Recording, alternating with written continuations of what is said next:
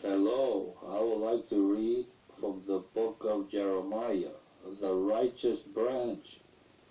Woe to the shepherds who are destroying and scattering the sheep of my pasture, declares the Lord.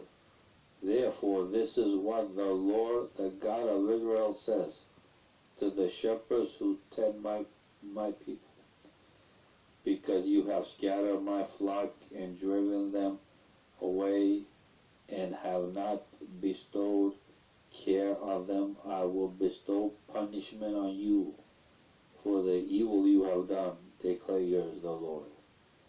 I myself will gather the remnant of my flock out of all the countries where I have driven them, and I will bring them back to their pasture, where they will be fruitful and increase in number.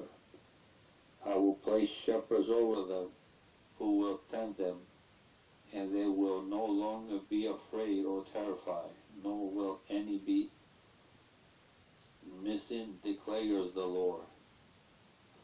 The days are coming, declares the Lord, when I will rise up from David a righteous branch, a king who will reign wisely and do what is just and right in the land. In his days, Judah will be saved, and Israel will live in safety. This is the name by which he will be called, the Lord our righteous Savior.